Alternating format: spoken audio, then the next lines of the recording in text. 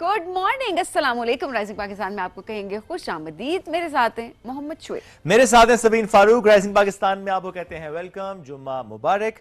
आज प्रोग्राम के आगाज में हम आपसे ये रिक्वेस्ट करेंगे कि आज आपने हमें भेजने अपने अपने फेवरेट शेर, और वो शेर होने चाहिए अल्लामा मोहम्मद इकबाल के। बिल्कुल। कोई शेर आपको उनका याद हो अभी? याद तो बहुत है, लेकिन मैं चाह रहा हूँ कि आज जरा हम अपने ऑडियंस से ही कहते हैं कि वो हमें भेजें। बिल्कुल वरना मुझे ऐसे अब नहीं कहना कि आपने वही शेर सुनाया जो हर जगह लिखा होता है।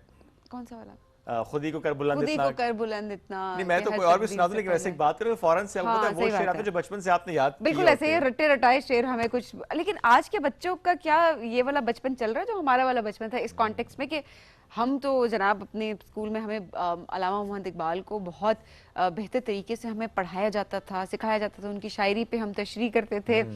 बट आज ऑब्वियसली थोड़ा दौर बदलने के साथ साथ हमने ये देखा है कि पढ़ाने के तरीके भी बदल चुके हैं, करिकुलम भी थोड़ा चेंज हुआ है, लेकिन स्टिल हमें अपने जिनको हम कहते हैं ना हमारे एक्चुअल हीरोज़ जो हैं उनको याद रखना हमारे लिए बहुत ज़रूरी है। और आज ये शो भी हमने इसीलिए प्लान किया। एब्सोल्युटली। शायर मशरक अल्लामा मोहम्मद इकबाल, जिनका यौम पैदाइश 9 नवंबर को मनाया जाता है, आज हमने सोचा कि उसकी मुनासबत से प्रोग्राम भी करते हैं। वैसे तो परसों है, यानी संडे को है, 9 नवंबर। 9 नवंबर 1877 सियालकोट में अल्लामा मोहम्मद इकबाल की पैदाइश, और उसके बाद उनकी पूरी ज़िंदगी है। हम जब उसकी बात करते हैं, उनकी फ़िक्र की बात करते हैं, उनकी सोच की बात करते हैं, उनके फ़लसफ़े की बात करते हैं, उनकी शायरी की बात करते हैं, बेहतरीन लिखारी, बेहतरीन शायर, और जिस तरह से अपना मुमताज़ मकाम उन्होंने हासिल किया, जब उससे मुतालिक हम गुफ्तगू करते हैं तो जिस तरीके से नौजवानों से मुखातिब रहे, नौजवान उनका महव फ़िक्र रहे, और नौजवानों को गफलत की नींद से बेदार करने की जो उनकी कोशिश रही, और जिस तरह से खुद ही का एक पूरा एलिमेंट नौजवानों के अंदर उन्होंने समोया, ये सब हमारे सामने है। लेकिन आज हम कोशिश ये करेंगे कि ना सिर्फ बच्चों बल्कि जिस तरीके से हम अक्सर बात करते हैं ना कि नौजवानों पर ज़्यादा उनकी शायरी, ज़्यादा उनकी बात, उस पर भी गुफ्तगू हम रखेंगे। और ये भी कि अपने दौर में जो दीगर शोरा थे उनमें अपना मुमताज़ मकाम कैसे उन्होंने बनाया, कैसे हासिल किया। आज इकबाल तो हम सब पे बहुत ज़्यादा हावी, लेकिन क्या इकबाल पर भी उस वक्त के जो शोरा हैं, जो उस वक्त के लिखारी हैं, वो असर रखते थे? बिल्कुल। और उनकी शायरी से इम्प्रेस ना तो सिर्फ जिसका इम्पैक्ट की हम बात कर रहे होते, वो इम्पैक्ट ना सिर्फ बरसगीर पे है बल्कि पूरी दुनिया में पे है। आज तक अगर देखा जाए तो उनकी शायरी डिफरेंट लैंग्वेजेस में ट्रांसलेट उसको किया जाता है, उसको समझा जाता है। और जिस तरह शोएब आपने यंगस्टर्स की बात की, तो यंगस्टर्स से उन्हें बहुत ज़्यादा उम्मीदें थी, और इसी वजह से उन्होंने शाहीन और उकाब जैसे अलकाबात से नौजवानों को पुकारा। सो नौजवानों पे भी है, अब ये डिपेंड करता है कि किस तरीके से वो इस शायरी को आगे लेकर चलते हैं, क्योंकि एक बहुत बड़ा चेंज, इनकलाब जिसे हम कहते हैं, वो अल्लामा मोहम्मद इकबाल की शायरी से आया था, और आज तक पूरी दुनिया उनकी शायरी से बहुत कुछ सीख रही है। तो आज हम भी ज़रा सीखने की कोशिश करेंगे अपने मेहमानों के ज़रिए, ज़रा हिस्ट्री को जानने की कोशिश करेंगे, किस तरह की उनकी पर्सनालिटी थी ये जानने की कोशिश करेंगे, उनकी शायरी को किस तरीके से हम बहुत अच्छे तरीके से समझ सकते हैं। क्योंकि ये बात भी दुरुस्त है शुएब, लेट्स बी ऑनेस्ट, मुश्किल है उनकी शायरी को समझना बहुत सारे लोगों के लिए, इस वजह से क्योंकि हम जिस तरीके से जिस ज़िंदगी में हम इस वक्त गुजर रहे हैं ना, एक फास्ट लाइफ हमारी गुजर रही है, तो हमारे अंदर हमारा वो फोकस नहीं डेवलप हुआ कि हम रुकें, एक शेर को समझने की कोशिश करें और फिर उससे अपनी ज़िंदगी को संवारने की पूरी कोशिश करें। तो मुझे ये लगता है कि शायद वो ठहराव थोड़ा सा बहुत इंपॉर्टेंट है, ताकि समझा जाए और फिर ज़िंदगी में आगे बढ़ा। और यही हमारी कोशिश है जिसकी वजह से हमने शो डिज़ाइन किया। तो साहिब बसीरत, मुफक्किर, बुलंद पाया शख्सियत, आज हम अल्लामा मोहम्मद इकबाल से मुतालिक गुफ्तगू रखेंगे इस पूरे प्रोग्राम में। आपने अपने फेवरेट शेर ज़रूर हमसे शेयर करने हैं। अभी बढ़ते हैं एक ब्रेक के, जाने ब्रेक से वापस आएंगे। रहिए साथ ही है राइजिंग पाकिस्तान।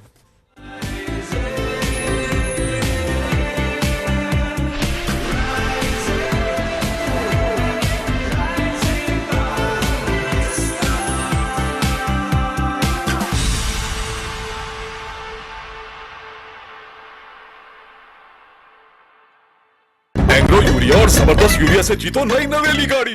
अपना कूपन कोड, नाम, शहर और शनाख्ती कार्ड नंबर 9986 पर SMS करें। जितनी ज्यादा बोरियां उतना ज्यादा जीतने का मौका। पानी गर्म हो गया, चल नेस्कैफे बना दे। ये तो रोज बनाते हैं, आज तुम बना लो।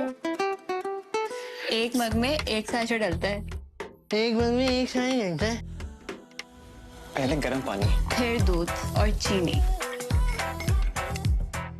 गुड यार। हाँ काफी इजी था। बाद में मग धोना भी सिखाएंगे। पहले साबुन फिर स्पंज।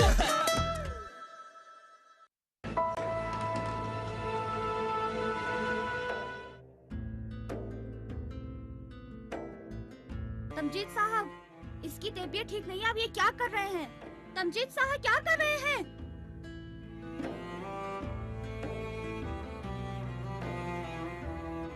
भाग गई, मैं क्लिनिक से भाग गई हूँ ताकि आपसे आकर मिल सकूं।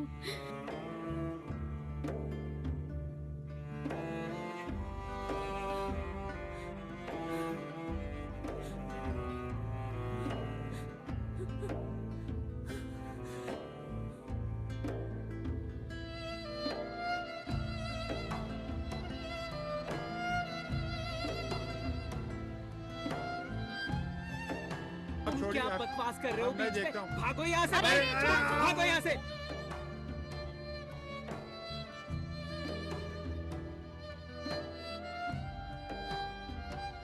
चले, मैं उसे भूल गया।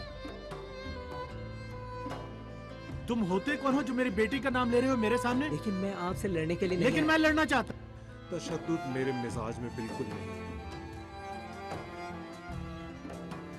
अगर उस लड़के को कुछ भी हुआ तो तुम्हें जवाब देना पड़ेगा, समझे?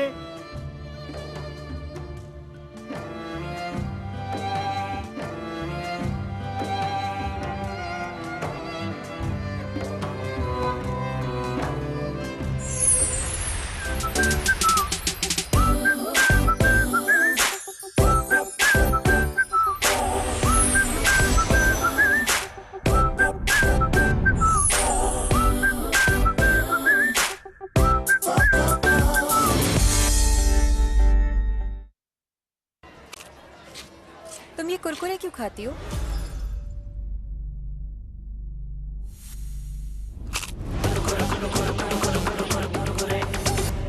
ऐਵੇਂ ही तो नहीं ना फिर? Crazy for Kurkure. प्यार तो एक जबरदस्त, बहुत बहुत बहुत मजा आया। आज की मेरी one of my most enjoyable performance. आपने क्या खूबसूरती से नए चांद लगाए इसको। फील गुड सॉन्ग, मुझे बहुत मजा आ रहा था, मैं तो झूम रहा था उसके साथ। जिस नतीजे पे हम आए हैं, very very difficult decision, so we are on a razor's edge right now. जो सिलेक्ट नहीं हुए वो भी कोई कम नहीं है। This was a very very tough call for me.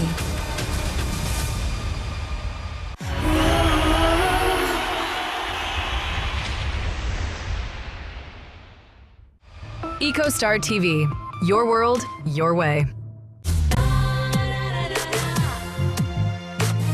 Glamour, music और एंटरटेनमेंट की बातें होंगी। और ही दौर था। मैं जरा 2-4 पर्स ज्यादा फैलाती हूँ। Oh my God. कहीं गाने खड़ी हो गई, कहीं बातें बनाने खड़ी हो गई, लेकिन फिर साथ ही कहती हूँ हाय अल्लाह मुझे बड़ी भूख लगी। ये चीज ट्रेवल करती है अगर आपके अंदर टैलेंट हो। वो सुस्त होते हैं। बिल्कुल।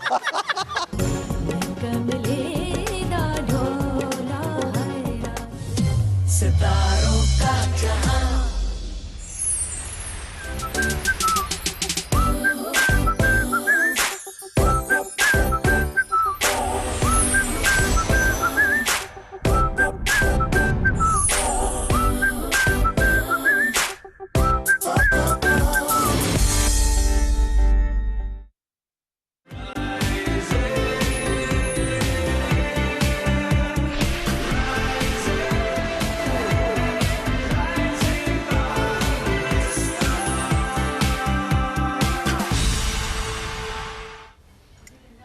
वेलकम बैक जी। राइजिंग पाकिस्तान में आपको कहेंगे खुश आमदीद। और अब जिस तरह से आज हमने आपको बताया कि आज पूरा प्रोग्राम हमने अल्लामा मोहम्मद इकबाल पे डिज़ाइन किया हुआ है ताकि हम उनको समझने की कोशिश करें, तो ऐसे में बच्चों के लिए भी बहुत सारे पैगाम थे उनकी नज़मों में, उनकी शायरी में। बच्चों से भी वो मुखातिब हुए बहुत मरतबा। सो आज जरा जानने की कोशिश करते हैं कि उनकी शायरी से बच्चे क्या सबक हासिल कर सकते हैं। और जब बचपन की बात होती है तो हमें बहुत सारी नज़में याद आती हैं स्कूल असेंबली में, एंड ओवरऑल भी हम देख रहे होते थे कि किस तरीके से उनकी नज़मों को हमें पढ़ाया जाता था। तो क्या आज के बच्चे किस तरीके से कनेक्ट करते हैं, कनेक्ट कर सकते हैं, जानने की कोशिश करते हैं। हमारे साथ मौजूद हैं जी। बहुत छोटी सी थी जब राइजिंग पाकिस्तान पे आई थी, और आज भी जो है वो राइजिंग पाकिस्तान की जितनी ऑडियंस है उन्होंने उनको बड़े होते हुए देखा इस सेट पे। नोवेरा इमरान हमारे साथ मौजूद है जी। अस्सलाम वालेकुम। अस्सलाम वालेकुम सुमिया, आप कैसी हैं? मैं वाओ, बिल्कुल जबरदस्त एनर्जी, क्या बात है। Navera, how are you doing today? I am good, आप लोग कैसे हैं? अल्हम्दुलिल्लाह बिल्कुल ठीक ठाक। नवेरा, हम अक्सर बात कर रहे थे कि जब हमारे वक्तों की असेंबली थी तो उसमें लाजमी आगाज अल्लामा इकबाल की शायरी से होता था। आपके स्कूल में क्या रूटीन होती है? मेरे स्कूल में आप देखें, जैसे मेरे पेरेंट्स थे, वो जब भी असेंबली होती थी तो अल्लामा इकबाल का जिक्र ज़रूर होता था। उनकी कोई शायरें या नज़में तो ज़रूर पढ़ी जाती थी। लेकिन अब मुझे लगता है कि वो कल्चर थोड़ा सा कम हो गया है और फेड हो गया है। तो अब स्कूल्स में नॉर्मली नेशनल एंथम पढ़ी जाती है, फिर उसके बाद लोग क्लासेस में चले जाते हैं, स्टूडेंट्स क्लासेस में। तो अब ज़्यादा अल्लामा इकबाल का जिक्र नहीं होता, लेकिन जब अल्लामा इकबाल डे हो या उनकी डेथ एनिवर्सरी हो तो ज़रूर उनका जिक्र होता है और स्कूल्स करते भी हैं। और ये ज़रूरी है क्योंकि वो हमारे कौमी शायर भी हैं। अच्छा, और ऐसे में अगर असेंबली से कुछ कम हो गया, बहरहाल किताबों में तो है, तो वो तो आप लोग पढ़ रहे होते हैं। बच्चों के लिए भी ज़रा बहुत सी नज़में उन्होंने लिखी हैं और हमारे सामने बहुत सी नज़में उनकी आती भी हैं। कुछ याद भी होंगी आपको, नज़में भी, कुछ शेर भी? हाँ, कोई शेर, कोई नज़म आपको याद है? तो शेर तो मुझे 2 याद हैं। तो इसमें ये बच्चों की दुआ में उन्होंने कहा था कि मेरे अल्लाह बुराई से बचाना मुझको, नेक जो राह हो उसी पे चलाना मुझको। और देखिए कितना डीप मीनिंग भी है ना। और बच्चों के लिए जब तरबियत की हम बात कर रहे होते हैं तो बड़ा ज़रूरी है कि हम इस तरह से बच्चों की तरबियत कर सकें। और कितना ज़रूरी होता है कि बच्चों को इस अंदाज से भी सिखाना बतलाना कि वो जो सीधा रास्ता बड़ा इंपॉर्टेंट है। आजकल भी हम ये बात कर रहे होते हैं कि वो जो हम फिक्र करते हैं ना कि अब माशरा ऐसा हो रहा है, दुनिया बदल रही है, पता नहीं बच्चों के साथ क्या होगा, बच्चे किस माशरे में होंगे। तो उसमें एक राय ये ज़रूर होती है कि हमने बच्चों को सही और गलत की तमीज़ सिखानी है। आगे ज़ाहिर है उन्होंने उस दुनिया में खुद रहना है फिर। अच्छा, अब ऐसे में पहाड़ और गुलहरी, अब ऐसे मैं कहती हूँ छोटी छोटी नज़में अगर निकालना शुरू करें तो हम सब बड़ा कनेक्ट कर पाते हैं। उससे हमें क्या सबक मिलता है? और आई एम श्योर आप लोग इसको पढ़ते होंगे। जी, जब मैं छोटी थी तो मैंने ज़रूर पढ़ी थी ये नज़म। और इसका मतलब ये है कि हमें ये बच्चों के लिए लिखी गई है तो इजी अल्फाज में अंडरस्टैंडिंग के लिए हमने बहुत उसको इजी बनाया हुआ है। अब बहुत हार्ड वर्ड, मुश्किल वर्ड्स में नहीं बनाई हुई। पहाड़ है और गुलहरी है, अब बच्चों को समझ भी आएगी कि कहना क्या चाह रहा है अल्लामा इकबाल, और उसका मैसेज भी जो डीप है वो बच्चों के अंदर जाएगा क्योंकि इजी वर्ड्स में समझाया गया है। तो पहाड़ और गुलहरी में इसमें हमें ये समझ आते हैं कि हमें गरूर और तकब्बुर से बचना चाहिए। जैसे हर चीज़ में जो इस दुनिया में उसका मकसद है। पहाड़ बहुत बड़ा है, हर कोई इससे डरता है, और वो ज़मीन भी उससे डरती है। वो हर किसी को वो बुलंदी पे है, लेकिन वो पहाड़ के ऊपर नहीं चढ़ सकता, वो दरख्त के ऊपर नहीं चढ़ सकता। लेकिन जो गुलहरी है वो दरख्त के ऊपर चढ़ सकती है, जिधर जाना चाहे वो जा सकती है। लेकिन पहाड़ तो ये नहीं कर सकता। और गुलहरी पहाड़ की तरह बड़ी नहीं हो सकती, बहुत ऊंचाई पे नहीं हो सकती और डरौनी भी नहीं हो सकती। तो हर जो चीज़ है इस दुनिया में उसका मकसद है, और हमारी रिस्पॉन्सिबिलिटी है कि हम जाने हमारा मकसद क्या है। लेकिन हम दूसरों की तरह नहीं हो सकते। तो ये हर किसी का मकसद है, लेकिन मुख्तलिफ मकसद है, और ये ठीक है। एवरीवनस डिफरेंट, ये कहना चाह रहा है। वेरी ट्रू जी। और इसी तरह गाय और बकरी का मुकालमा, जब हम उसकी बात करते हैं, उसके मैसेज की बात करते हैं, चूँकि हम आज ये कोशिश भी यही कर रहे हैं कि जो बच्चों के लिए नज़में लिखी गई उससे कैसे बच्चे सीख पाते हैं और कितना सीखना ज़रूरी है उनके लिए। सो गाय और बकरी का मुकालमा है। गाय और बकरी का मुकाबले में भी यही है कि हर चीज़ जो इस दुनिया में है उसका एक मकसद है। कि गाय बहुत उदास हो रही थी कि मेरा जो ओनर है या जो मुझे रखता है वो हर वक्त मुझे इस्तेमाल करता रहता है। लेकिन बकरी ने बताया कि हर जो चीज़ दुनिया में उसका मकसद है। तुम्हारा मकसद शायद ये हो कि तुमने उनको ज़्यादा चीज़ें देनी हो, जैसे प्रोड्यूस देना हो। तो यही है कि हर चीज़ जिस दुनिया में है उसका मकसद है, और हमें गरूर और तकब्बुर से बचना चाहिए। और देखें, जब आप इस तरह से शायरी को पढ़ रहे होते हैं, बिलखुसूस हम अल्लामा इकबाल की शायरी की बात करते हैं, अदरवाइज भी अपने लिटरेचर की बात करते हैं, सो बच्चे जिस तरह सीख रहे होते हैं वो नज़र भी आ रहा होता है। बड़ी आप एनर्जेटिक है माशाल्लाह नवेरा। थोड़ा सा हम इकबाल से हट के भी गुफ्तगू करते हैं कि हमारे बच्चे इस वक्त कितने ज़्यादा कनेक्टेड हैं प्लस लिटरेचर के साथ, पोइट्री के साथ, ओवरऑल भी। अब अल्लामा जैसे बहुत से शायर हैं फेमस, शेक्सपियर का नाम ले लें, वो अभी भी लोगों को याद है, कॉन्वर्सेशंस में आते हैं। जैसे अल्लामा इकबाल पाकिस्तान के लिए उनका जो मेन पॉइंट था वो थे बच्चे, नौजवान, और इल्म की मोहब्बत, बड़ों से मोहब्बत, खिदमत खल्क। सो ये सारी जो चीज़ें अल्लामा इकबाल ने अपनी नज़मों में लिखी हैं, और उनमें बताया है कि हमें लोगों की बातों में नहीं आना चाहिए, हमें ब्राइबरी में नहीं आना, रिश्वत में नहीं आना चाहिए, हमें गरूर और तकब्बुर से बचना चाहिए, हमें बड़ों की इज्जत करनी चाहिए, इल्म से मोहब्बत करनी चाहिए, लोगों की खिदमत करनी चाहिए, और ख़ुद ही पैदा करनी चाहिए। अपने आप को हमें पता चलना चाहिए कि हमारे अंदर क्या सलाहियतें हैं और हमको कैसे अच्छे कामों के लिए और कैसे ज़िंदगी गुजारनी है। हमारा जो कहते हैं ना कि जिस तरह दीन हमें पूरा कोड ऑफ कॉन्डक्ट देता है, तो जिस तरीके से फिर हमारे जो शायर होते हैं, मुफक्किर होते हैं, फ़लसफ़ी होते हैं, लिखारी होते हैं, जो भी लिटरेचर से जुड़े लोग होते हैं, वो जिस तरीके से उसकी तरवीज कर रहे होते हैं, बड़ा इंपॉर्टेंट होता है।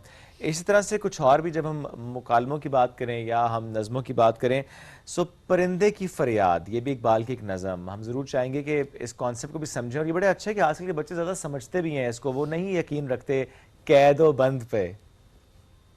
तो इसका ये मतलब है कि ये जो परिंदा था उसको केज में बंद किया गया था और उसको फ्रीडम नहीं मिली थी कि वो बाहर जाए, अपना जो काम करना है वो करे। तो इसके लिए वो बोल रहा था कि वो उड़ना चाहता है और उसको बंद नहीं रखना चाहिए। तो इसमें भी हमें मैसेज मिलता है कि लोगों को बंद नहीं रखना चाहिए और छोटी सोच नहीं रखनी चाहिए। केज में बंद करके हमें ये नहीं सोचना चाहिए कि सिर्फ मैं केज के अंदर ही सोचूं, मैं बाहर भी सोच सकता हूँ। जैसे बोलते नहीं इंग्लिश में स्काई इज द लिमिट, तो हमें ये भी सोचना चाहिए कि जो हम सोचते हैं वो बड़ा रखें। और जो पाकिस्तान कैसे बना था, वो अल्लामा इकबाल की नज़में भी उसमें बहुत इन्फ्लुएंस की थी कि अल्लामा इकबाल कह रहे थे कि अपने अंदर खुद ही पैदा करो और खुद ही को प्रमोट करो, कि पाकिस्तानी जो मुस्लिम्स थे वो अपने अंदर कल्चर को वो प्रमोट करें, यानी कि वो इंग्लिश के कल्चर में आए, वो अपने कल्चर को प्रमोट करें और अपने अंदर अपने आप को इतनी मोहब्बत लेके आए और अपने आप को इतना समझें, अंडरस्टैंड करें, अपने पोटेंशियल को अंडरस्टैंड करें और अब इस उम्मत को समझें और इस कनेक्टिविटी को समझें, अंडरस्टैंड करें और फिर आगे बढ़ें। अच्छा, लेकिन ऐसे में क्या आजकल के बच्चे, जिस तरह से हम सोशल मीडिया के दौर में रह रहे हैं और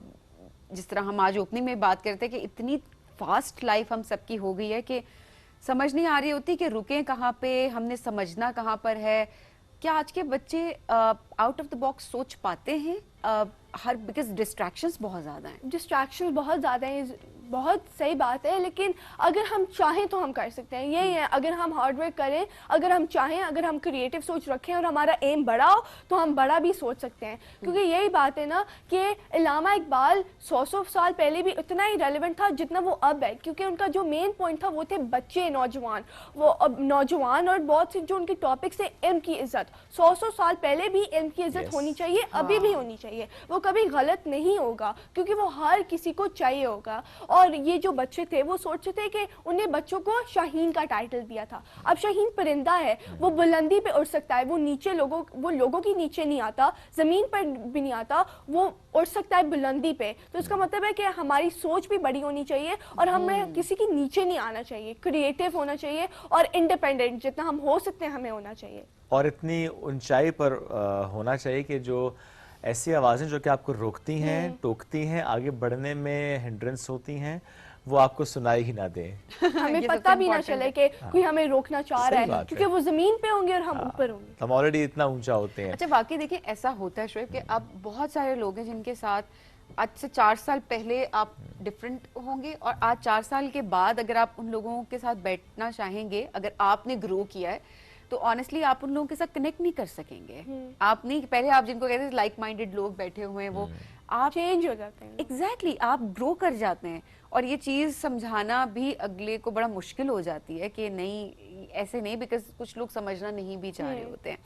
तो ये जो बच्चों में जिद होती है, और आप वैसे अभी खुद भी बच्ची हैं लेकिन चलिए आप अब थोड़ी बड़े बच्चों में नोएरा कंसिडर होते हैं, माशाल्लाह बड़ी समझदार भी है माशाल्लाह। तो ये जो बच्चे जिद्दी होते हैं, नहीं सुनते, आउट ऑफ द बॉक्स नहीं सोच पा रहे होते, उनको आपको क्या लगता है? क्योंकि आपके पेरेंट्स ने भी आपको बहुत अच्छे से डील किया, इनफैक्ट अभी भी डील कर रहे होंगे, आपको क्या लगता है क्या बेहतर टिप्स होनी चाहिए जिससे बच्चे आउट ऑफ द बॉक्स सोचें, उनके अंदर से ये जो स्टबर्ननेस है ये निकले?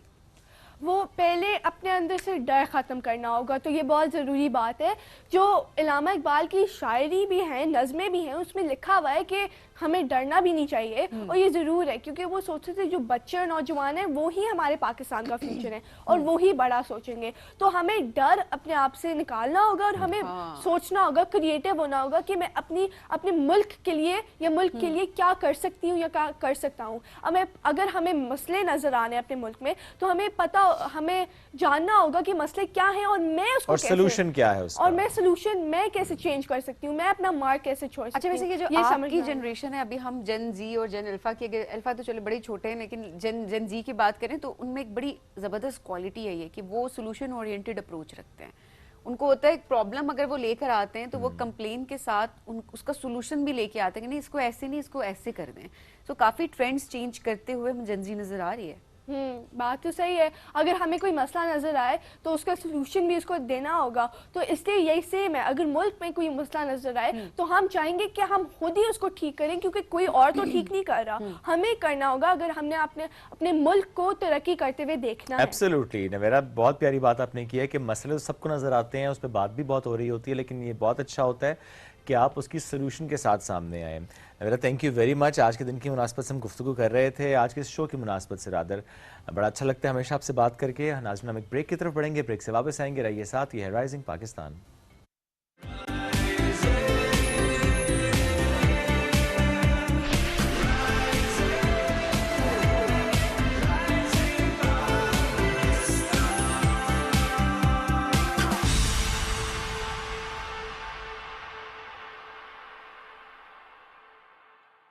मैंने ये सोचा है कि अपने घर का ऊपर वाला पोर्शन जो है ना रेंट पर दे देते हैं। कोई जरूरत नहीं है, मैं अपना घर रेंट पे नहीं देने वाली। ये किसकी बारात से उठ के आई है? ये दिलरुबा जी है, वो मैंने तुम्हें बताया था ना, ऊपर वाला पोर्शन जिन्होंने रेंट पर लेना था। मुझे अपना घर इसे किराए पे नहीं देना, निकालो इसे। ना मुश्किल हो जाएगी। इसे निकालना? अरे नहीं, इसको मनाना। तुम रुबीना को कब बताओगे हमारे बारे में? कभी नहीं। मेरा मतलब है कि अगर उसको पता चल गया ना तो मेरा कत्ल कर देगी। अभी बताना खतरे से खाली नहीं है, बहुत जालिम औरत है। आप अगर यहाँ बैठी हैं तो वो नाश्ता किसके लिए लेकर गए? वो भी पहला। छोड़ोगे नहीं इसको? मेरा दिल करता है कि सारी दुनिया के सामने खड़े होके कहूं कि तुम मेरी पहली माँ हो। तो मैं कौन हूँ?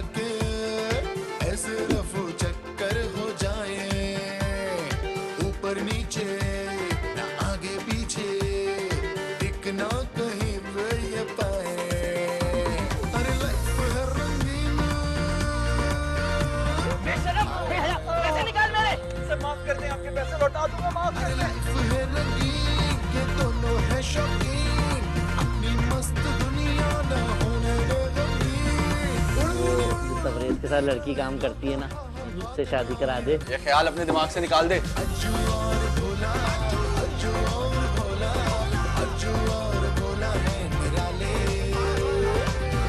क्या चाहता है यार तू? तेरे सच के चक्कर में कल से हम सड़क पे आ जाएं, पेट के साथ पत्थर बांध रहे हैं, और कितनी तकलीफें देख रही हैं तूने।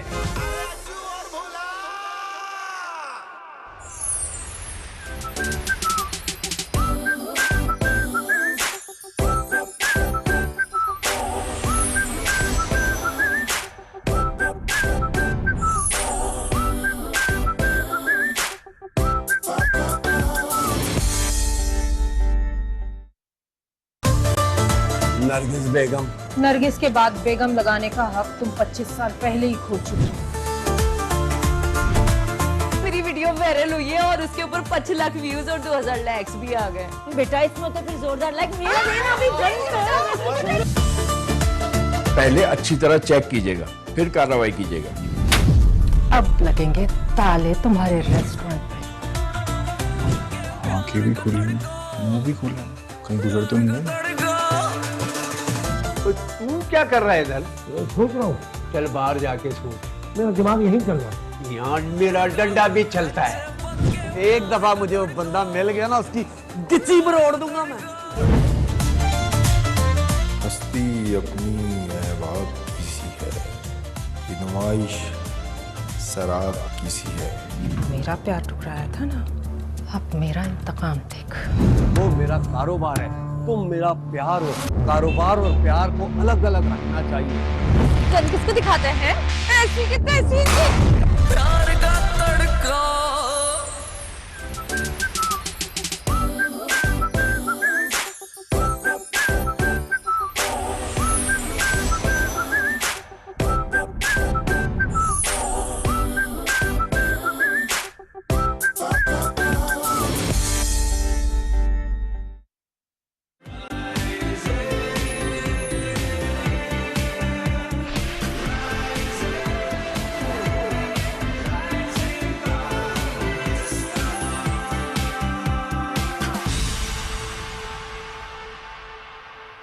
Welcome back. राइजिंग पाकिस्तान में एक बार फिर कहते हैं खुश आमदीद। अल्लामा मोहम्मद इकबाल, मुफक्किर, शायर, रहनुमा।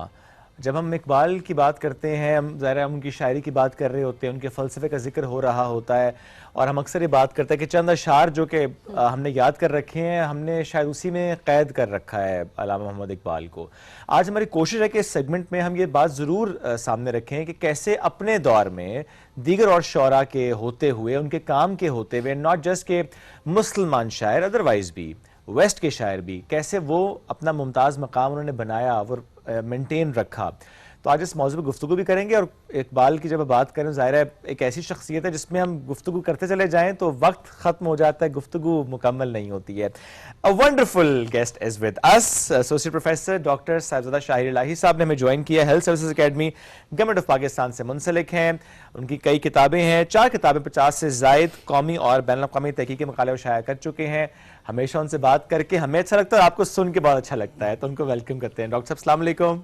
वालेकुम सलाम जी, thank you for the invitation. Sir आपके आने का शुक्रिया। डॉक्टर साहब, सबसे पहले हम यही जानना चाह रहे हैं कि चूंकि वही चंद अशार जो कि हमारे सामने स्कूल में भी, कॉलेज में भी, इवन तकारीर के आगाज में भी हमें वही शेर नजर आते हैं, लिखे भी वही नजर आते हैं। यस, सो हम आगाज इस तरह रखते हैं अपने दौर में, जब हमें हमारे सामने और बहुत बड़े बड़े नाम मौजूद हैं जिन्होंने अपना नाम बनाया, काम किया। इकबाल ने अपना मुमताज मकाम कैसे हासिल किया उस वक्त में? इकबाल के अहद और उनके सियाको सबाक में अगर उनकी शख्सियत का इहाता करें तो उस दौर में भी उनके मुखातबीन उनके कलाम की मुबादियात को समझने की लियाकत कम रखते थे। अब किस कदर पुरशिको या इल्मी ज़ोरे ज़कंद या फसीउल लिसानी या कसीरुल मुतालिया शख्सियत होंगी। दुरुस्त, हर वक्त, बार वक्त।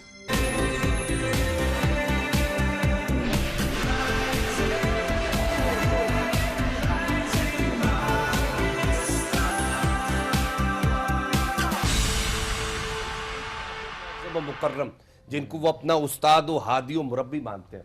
कारे मर्दा रोशनी ओ गर्मी अस्त। बड़ा आदमी वो होता है कि अगर कोई नाबीना भी उसके पास बैठा है तो रोशनी तो नहीं देख सकता, वो बीना ना है, लेकिन हरारत तो महसूस कर सकता है। तो अगर हम नाबीना हैं तब भी हम इकबाल की जो कुव्वते तासीरात है, जो शोलाए जवाला है, जो मानी आफरीनी है, जिसको उन्होंने कहा है ज़हन हिंदी, शिकोहे तुर्कमानी ज़हन हिंदी, नुत्के आराबी। इससे कुछ लकड़ियां तो सुलझा सकते हैं, लेकिन शोएब मियां क्या किया जाए? अगर लकड़ियां गीली हों तो आग पकड़े भी तो धुआं देती है और बास फैल जाती है, तो कम से कम सूखी लकड़ियां तो लेकर आए। इकबाल का एहसान अजीम देखिए, एक आदमी मिल्लत व कौम और एक पूरे शर्क की, जिसको वो अमूमन अपनी इस्तिलाह में इस्तेमाल करते थे, मशरिक को शर्क। इकबाल के अंदर ये भी उसलूब मौजूद है गालिब की तरह। जैसे खुर्शीद को खुर कहा इकबाल ने बत्तर को बतर कहा। ये बड़े लोग होते हैं, ये ज़बान की ग्रामेटिकल अलाइनमेंट तब्दील कर देते हैं। एक आदमी आपकी प्यास बुझाना चाहता है दरिया उठाकर, और आप एक कूजे के प्यासे हो या एक नहर के प्यासे हो, उसके पास दरिया की सकत मौजूद है, लेकिन क्या कीजिए, हम दरिया देने वाले से प्याला मांग रहे। कम से कम प्याला तो अपना लेकर आए, पैदा कीजिए। सही बात। तो वो जो प्याला है जिसका इसराफ कर डाला, जिसको भूल बैठे हैं, मुझे लगता है ये वो चंद बुनियादी बातें हैं जो इस यौमे इकबाल पर पीटीवी के तवस्सुत और तवस्सुल से जवानाने इल्म तक पहुंचे, जवानाने फिक्र तक पहुंचे। वो लोग जो इल्म इस्तदलाल या उसमें खू करते हैं, उसकी तड़प रखते हैं, वहां तक पहुंचे। आप इकबाल की बेशबहा नज़में पढ़ेंगे, तलुए इस्लाम, मस्जिद कुर्तबा, इबलीस की मजलिस शूरा। मैंने ऐसा विजुअल डायनामिज्म नहीं देखा।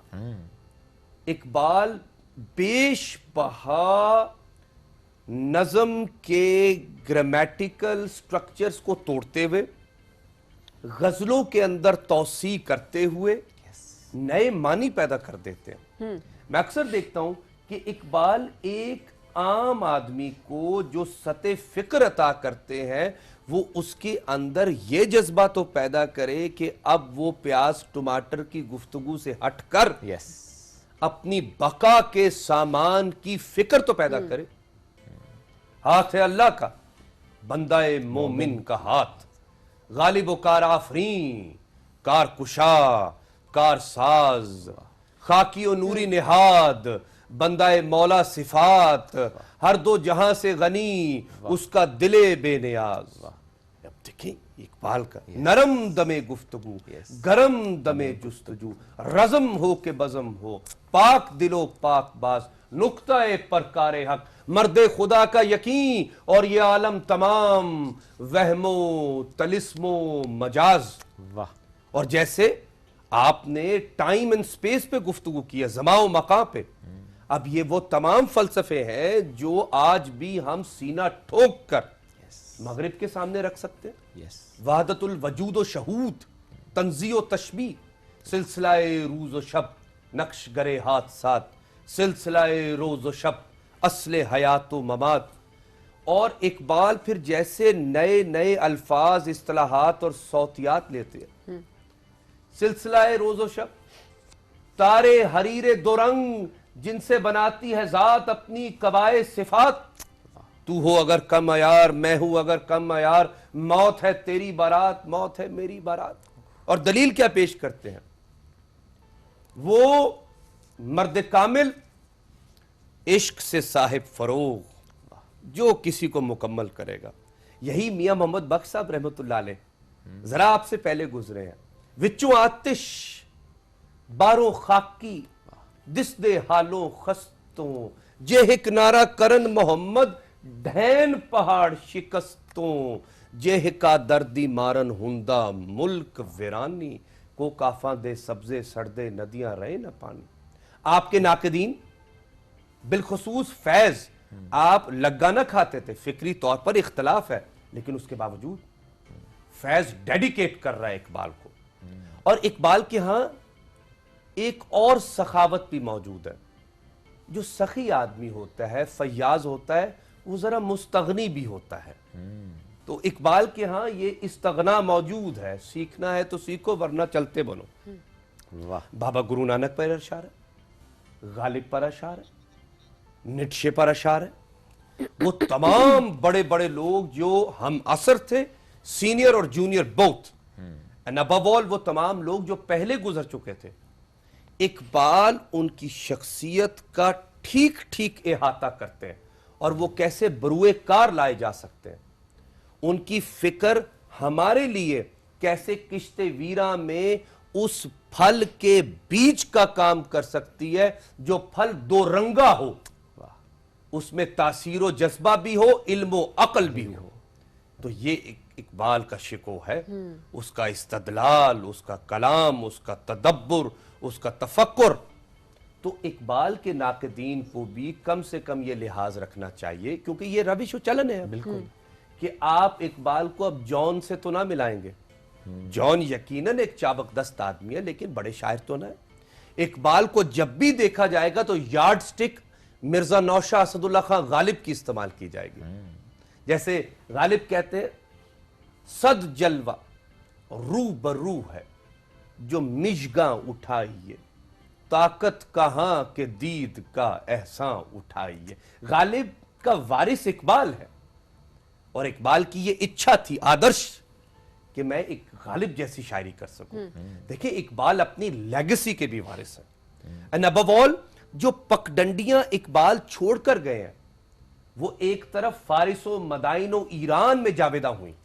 अली शरीयती क्या कहते थे कि हम इकबाल की छोड़ी हुई पगडंडी पे चल रहे हैं। जो इनकलाबी ईरान है उसके अंदर तासीरात का काम किया। आज़रबाईजान में तमाम जो सियासी पार्टियां हैं, उनके मिली नगमे तराने कहां से आते हैं? इकबाल से। और इकबाल जो कलाम की सलाहियत मुख्तलिफ जबानों में रखते हैं, बिल्कुल। पंजाबी से लेकर हाँ। उर्दू, उर्दू से लेकर और फारसी। फिर यकीनन उनकी जितनी भी शायरी है, जिस तरह हमने बताया कि सिर्फ उसका असर बरे सगीर पे नहीं था, ओवरऑल पूरी दुनिया में ट्रांसलेट की Absolutely. गई और लोग उससे अभी भी फायदा उठा रहे हैं। यकीनन हर शायर की अपनी एक इम्पोर्टेंस है, हर दौर में उसकी अपनी इम्पोर्टेंस है और इसी तरीके से अल्लामा मोहम्मद इकबाल की भी अपनी इम्पोर्टेंस है। डॉक्टर साहब, आप जब गुफ्तगू करते हैं तो हमारा दिल भी नहीं करता कि बीच में बात भी करें, क्योंकि इतना खूबसूरत अंदाज से आप बयान कर रहे होते हैं कि बस सुनते जाएं और सीखते जाएं आप। अगर जान और वक्त की अमान पाऊं तो आखिरी बात अर्ज कर दूं। इकबाल का फारसी का एक शेर जल्दी से। जी जी। दम चीस्त, जिंदगी क्या है, दम क्या है, ये जो सांस आता जाता है, एक सांस जो आवे जावे होर नहीं शहकाई हूं, दम चीस्त पयाम अस्त, हर सांस एक पयाम है अल्लाह का। शुनीदी ना शुनीदी, शुनीदन दिगर आमोज, दीदन दिगर आमोज। नहीं सुन सकते तो कान तब्दील करवाओ, आंखें तब्दील करवाओ। और वो तबीब कौन है? इकबाल। इकबाल है। बहुत खूब, बहुत खूब। डॉक्टर साहब, thank you very much for joining us today. जैसा सभी ने आपने कहा, वाकई जब डॉक्टर साहब को सुन रहे होते हैं तो बस दिल करते सुनते जाएं, लेकिन वही बात है कि वक्त की किल्लत हो जाती है हमारे पास। Anyways, thank you once again doctor साहब फॉर ज्वाइनिंग अस टुडे। नाज़रीन, हम एक ब्रेक की तरफ बढ़ेंगे, लेकिन इसी सिलसिले को हम आगे बढ़ाएंगे। कुछ और मेहमान हमें ज्वाइन करेंगे। Stay with us. ये है राइजिंग पाकिस्तान।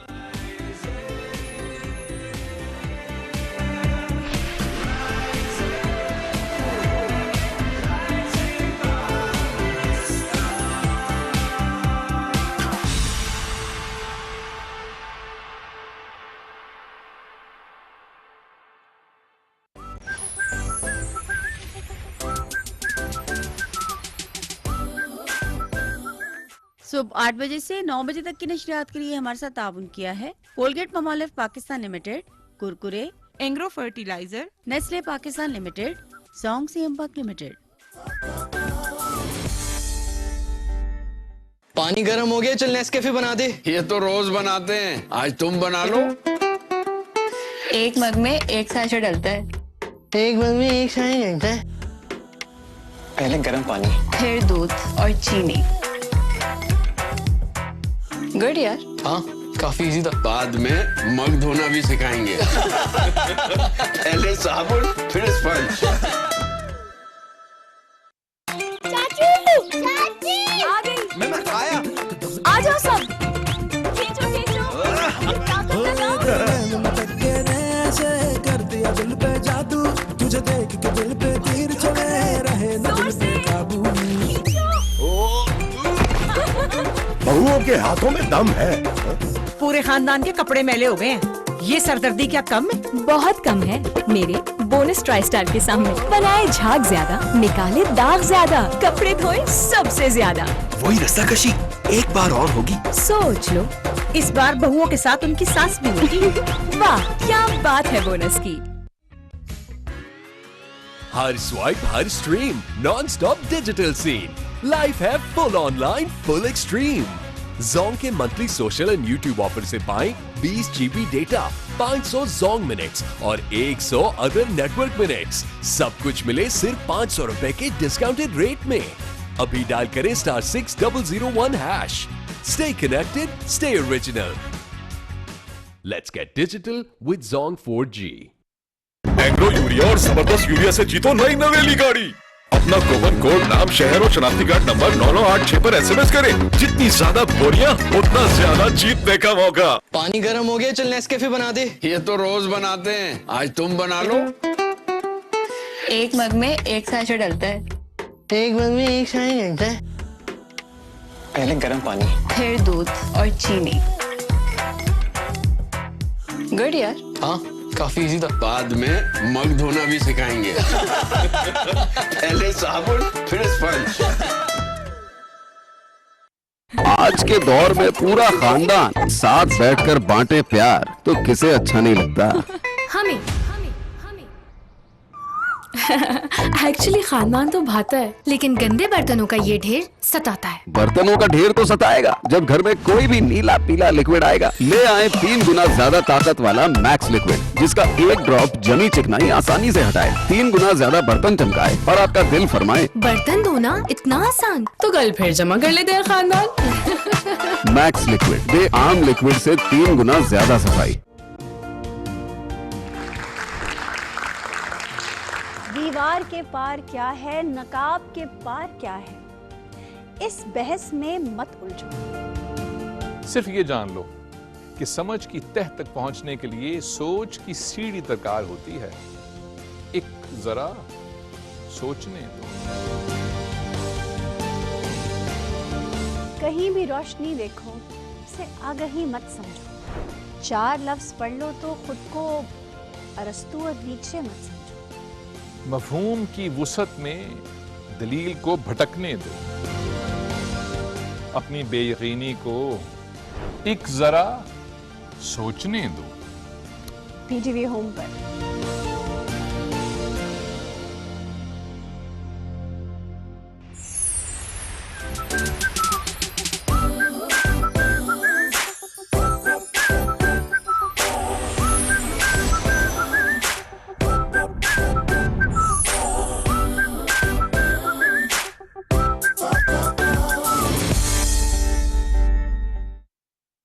जिंदगी के लम्हात अच्छी यादों में ढल जाएं तो इससे बेहतर और क्या बात होगी। हम आपकी यादों में खुशियां शामिल करते हैं हर वीकेंड पर अपने शो वीकेंड एट होम में।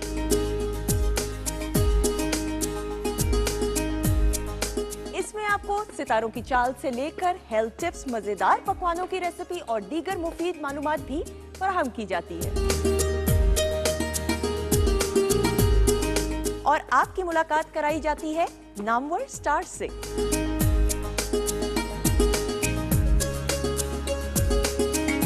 अपने लम्हों को खूबसूरत बनाने के लिए देखते रहिए वीकेंड एट होम हर हफ्ता और इतवार से पीटीवी नेटवर्क पर।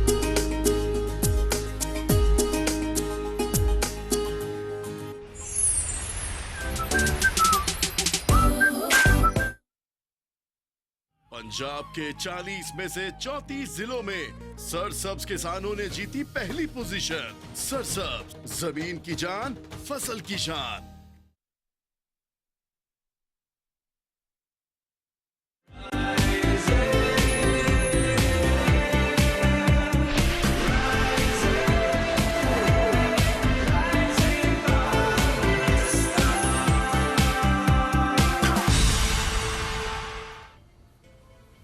वेलकम बैक जी राइजिंग पाकिस्तान में आपको कहेंगे खुश आमदीद। और आज हम बात कर रहे हैं अल्लामा मोहम्मद इकबाल के बारे में कि उनकी शायरी से हम कैसे सीख सकते हैं, हिस्ट्री क्या रही, कैसे पिछले सेगमेंट में हमने बात की कि किस तरीके से उन्होंने अपना एक मकाम बनाया, एक इम्पॉर्टेंस हासिल की, किस तरीके से अपना पैगाम पूरी दुनिया तक उन्होंने पहुंचाने की पूरी कोशिश की और हर दौर के लिए किस तरीके से उनकी शायरी रेलेवेंट रही है। तो इसी सिलसिले को हम आगे बढ़ाते हैं और अब ज़रा बात करते हैं कि किस तरह से अल्लामा मोहम्मद इकबाल की शायरी आज के दौर में रेलेवेंट है। एट द सेम टाइम वो खुद सियासी शख्सियत कैसी उनकी थी, किस तरीके से वो सियासत पे अबूर रखते थे, उनकी शख्सियत कैसी थी और किस तरीके से उन्होंने सियासत में भी इनकलाब बर्पा किया। एब्सोल्युटली। और जिस मेहमान शख्सियत ने हमें ज्वाइन किया है, अदीब भी हैं, मौरिख भी हैं, मुमताज़ मकाम उन्होंने भी अपना बनाया है माशाल्लाह। इस जब हम इकबालियात की डोमेन को देखते हैं, डॉक्टर राशिद हमीद साहब, उनकी हम बात करें, इस वक्त नेशनल लैंग्वेज प्रमोशन डिपार्टमेंट के एग्जीक्यूटिव डायरेक्टर के तौर पर खिदमत सर अंजाम दे रहे हैं और जितनी उनकी किताबें हैं, जितने उनके मकाले हैं और जितना उनका काम है माशाल्लाह, 2008 में हुकूमत पाकिस्तान ने इल्मी खिदमात के इतराफ़ में नेशनल सदारती इकबाल अवार्ड यानी गोल्ड मेडल से इनको नवाजा था। अदब और तारीख़ के मौज़ूआत पर मुतअद्दिद अहम किताबें तहरीर कर चुके हैं। आज हमारे साथ मौजूद हैं, उनको वेलकम करना है। डॉक्टर साहब अस्सलाम वालेकुम, कैसे हैं आप? वालेकुम अस्सलाम। डॉक्टर साहब बहुत शुक्रिया आप वक्त देने के लिए। आज की मुनासबत से हम गुफ्तगू रख रहे हैं। डॉक्टर साहब, जिस सबीन ने भी जिक्र किया, जब उनकी पर्सनैलिटी की बात करें ज़रा, उसमें मुख्तलिफ जहतें हैं। एज अ पॉलिटिशियन जो उनके अंदर एक सियासत की प्यास थी और जिस तरह के तरीके से उसको आगे उन्होंने बढ़ाया, how do you see that? Allama Iqbal दरअसल हमारी एक इतनी बड़ी तहजीबी शख्सियत है कि हमारे तहजीब के जितने भी आप समझिए कि पहलू हैं उनको वो कवर करते हैं। और ये जो सियासत का हवाला है ये बड़ा खूबसूरत है उनका। वो इस तरह से कि अब इकबाल एक शायर की हैसियत से मुतारिफ़ हुए और बहुत इब्तदाई ज़माने में जब उन्होंने नज़में मुशायरों में सुनानी शुरू की तो लोग धाड़े मार मार के रोते थे। ग़ुलामी का ज़माना था और जो मुसलमानों की या बर्रे सगीर के लोगों की या मुसलमानों की जो हालत ज़ार थी वो बयान की और लोगों को समझाने की कोशिश की, और जो इस्तेमार का इस्तेहसाल था वो बयान किया, तो लोगों की इकबाल से जो मोहब्बत थी वो बहुत बढ़ गई और इकबाल से शेर का मुतालबा किया जाने लगा। फिर हमने देखा कि इकबाल 1905 में ये अपने इस किरदार को नाकाफ़ी समझते हुए मज़ीद तालीम हासिल करने के लिए यूरोप चले गए। ये मैं वही सियासत की तरफ ही आ रहा हूँ, उसकी बुनियाद ऐसे एक आध मिनट में मैं समेट लूँगा कि उनके जाने का मकसद सिर्फ तालीम हासिल करना नहीं था या डिग्री हासिल करना नहीं था, वो मगरब को अंदर से देखना चाहते थे कि जिसने इतनी तरक्की की है, जिसने आधी से ज़्यादा दुनिया पर कब्ज़ा कर लिया है, उसकी हुकूमतें इतने वसी व अरीज़ ख़ित्ते पर हैं कि उस पर सूरज गुरूब नहीं होता, तो क्या वजह है कि उसने इतनी तरक्की की, और क्या वजह है कि उसके बावजूद इंसानियत जो है वो उनसे फला नहीं पा रही, उसमें क्या रुकावटें हैं, क्यों मुतहारब हैं कौमें आपस में। और जब वो वहाँ गए तो उन्होंने जब उसके इंटीरियर का और एक्सटीरियर का मुताला किया वहाँ जाके, तो उन्होंने ऐलान किया कि मैं शायरी छोड़ रहा हूँ। अच्छा। हाँ, दोस्त बहुत परेशान हुए, ख़ास तौर पे शेख अब्दुल कादर और प्रोफेसर आर्नल्ड भी जो उनके उस्ताद थे वो भी, और उन्होंने बहुत उनको कायल करने के लिए बहुत मुलाकातें की, समझाया कि नहीं शेर लिखना आप जारी रखें।